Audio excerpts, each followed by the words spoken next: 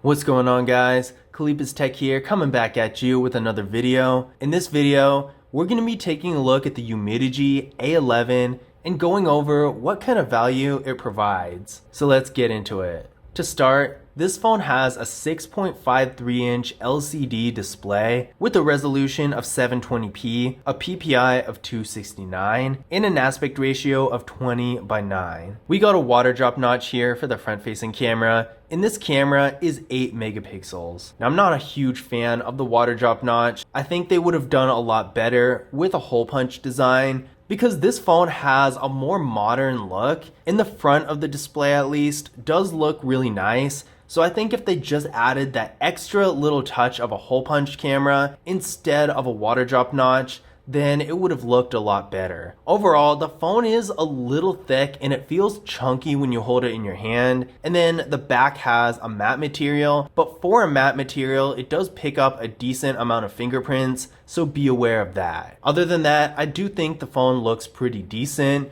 Maybe not the best design, but it's not bad either. Right now, I do have the brightness at 100%, and for what it is, the display does look pretty good. One thing I will say about this phone that I really like is the size of the display. With a 6.53-inch display, you're gonna get the advantages of a large screen without it being too big to be comfortable holding in your hand or carrying in your pocket. This screen is the perfect size for stuff like content consumption, whether you're streaming videos, playing a game, viewing photos, or even reading. All of it is gonna be nicer on this screen because it's big enough to the point where you're really gonna be able to see those details better. This phone has 128 gigabytes of internal storage with microSD card expansion, but be aware there is another variant out there that only has 64 gigabytes. That being said, 128 gigabytes is a real nice amount of storage, especially for a phone in this price range.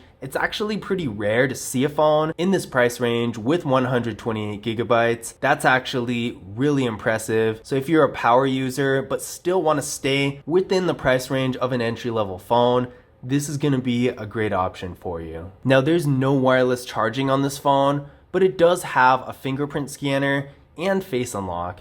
The fingerprint scanner is right here on the power key, which I think is a really good spot for it. So let's go ahead and give it a try and see what it can do. There we go, one more time. And as you can see, it is really fast and responsive, no issues here. For the camera setup, we got a 16 megapixel rear camera, an 8 megapixel ultra wide camera, and a 5 megapixel macro camera. So this phone has some real nice features. Let's take a look at what the camera can do. So here's a picture taken by the rear camera of the phone. For just being an entry-level phone, this photo is really high quality. The colors look really nice, super vivid, the sharpness is decent, and I like how the lighting is handled by this camera. Whether you're just a casual user who still appreciates the value of a good photo, or you're a more frequent user who likes to use more advanced features like the ultra-wide camera or the macro camera, this phone's camera setup is going to be good either way. This phone can shoot videos in 1080p in both the rear and front cameras, but be aware that because the display is only 720p, when you're viewing the videos on this phone, that's the resolution you're going to see them in. So if you want to see the 1080p videos you shoot on this phone in 1080p, you'll have to view it on a different device,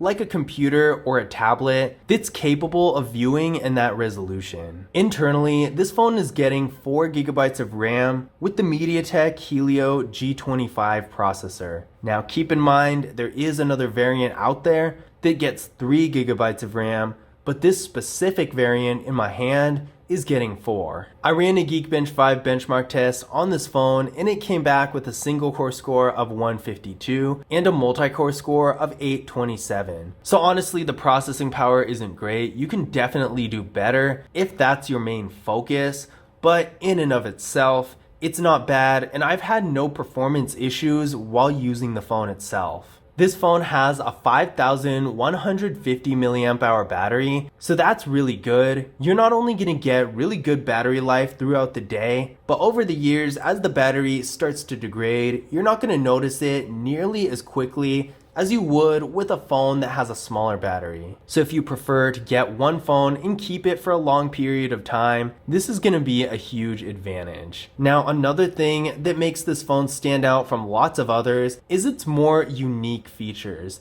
This phone has some interesting stuff like a smart key and an infrared thermometer that really make it unique from other phones, especially phones in its price range. So if you do like those phones that have a bunch of different unique features, then this phone is going to be a good option for that purpose. So in conclusion, when you spend $159 on this phone, what kind of value are you getting? Well, I think you're getting quite a bit.